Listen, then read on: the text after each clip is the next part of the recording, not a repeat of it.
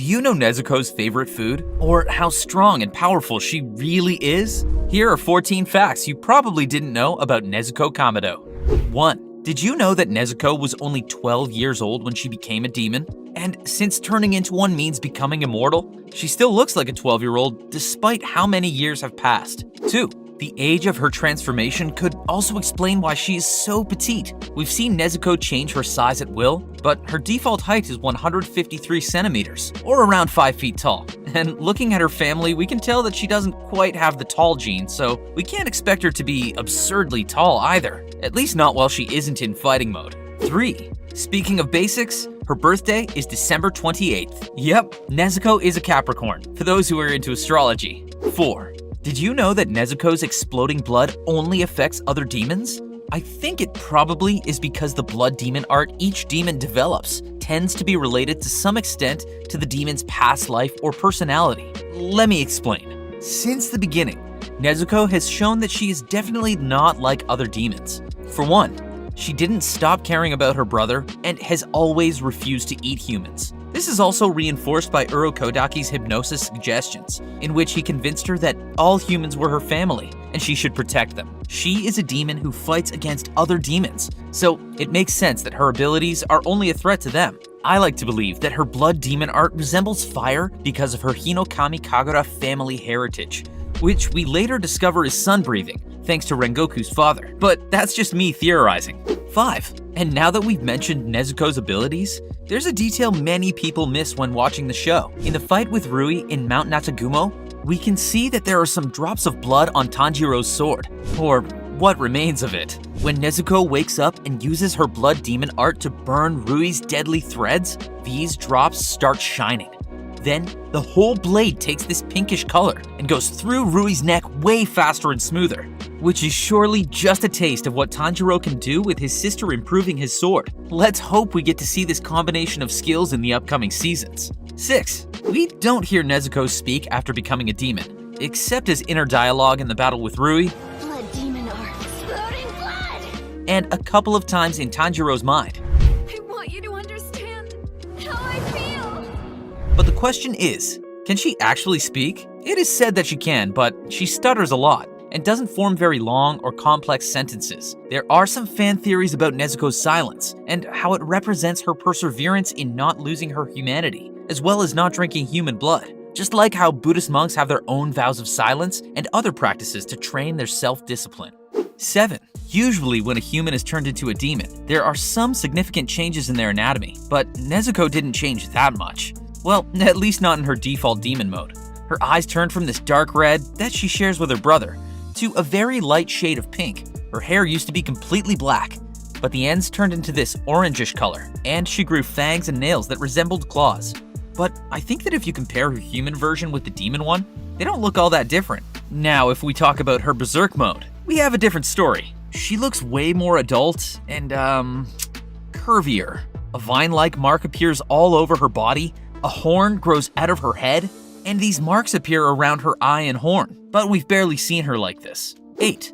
Nezuko looks so cute with her bamboo muzzle, especially when she turns little. But of course, she wears it not only for looks. Even though Giyu witnessed how Nezuko, despite being a demon, confronted him and went running to protect her brother, he decided to put the muzzle on her just in case she unexpectedly loses control. We can't forget that Urokodaki told Tanjiro that if Nezuko ends up killing someone, he would be expected to kill her, and then commit suicide for letting it happen.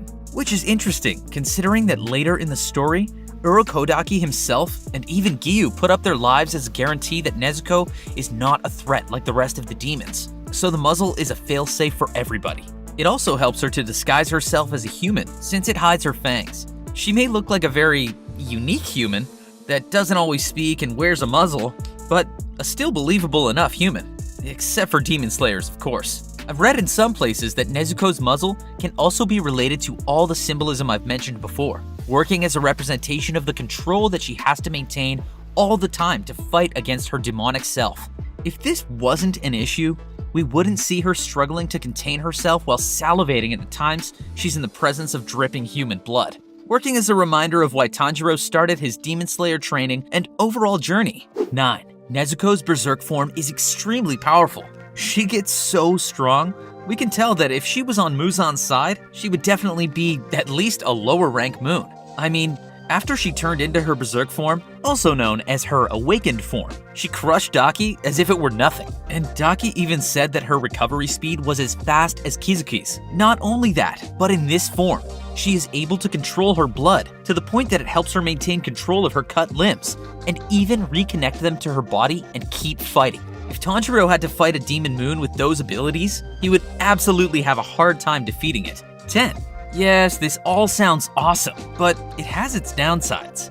When Daki slashed Nezuko in the Entertainment District arc, she believed her opponent wouldn't be able to heal fast. But regardless of what she thought, Nezuko grew her limbs back in the blink of an eye, and she was furious. She started changing her appearance to a scarier and adultier form. But you can see by taking this form, she is letting her demon side take over, the one that craves human blood and flesh.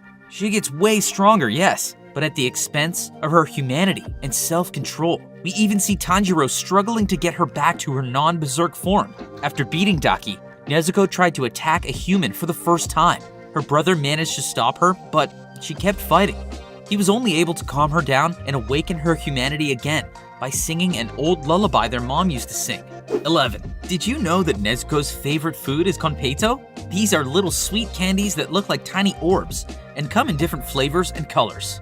Just look at her so happy with her konpeito. 12. Nezuko's first design is actually not that different from what she turned out to be. The only big difference I can notice is that the old version has way more tiny bows in her hair than we see in the anime. But keeping in mind it was the first time she was drawn, they are very, very similar. What do you think? 13. We've already said that Nezuko is one of 3 demons known so far that refuses to do any harm to humans. She cares about them because she believes everyone is her family. But interestingly enough, she doesn't really remember that much of her family or her life as a human. Despite that, she shows her absolute love and need to protect them. 14. Maybe her family is not that present in her memory, but they are definitely in her imagination. It has been said that most of her dreams are about Zenitsu, Inosuke, and her family. The people who have been nice to her are also a part of them every once in a while. Nezuko is certainly one of those characters that stays in people's minds. I'm sure we'll soon get to know more about her. She is undoubtedly one that will never stop surprising us. Which fact was most unexpected for you? Let's have a chat in the comments section down below. I really hope you liked this video, and if you did, don't forget to like and subscribe for more content like this. That was it for today. Thank you for watching. I'll see you in the next video.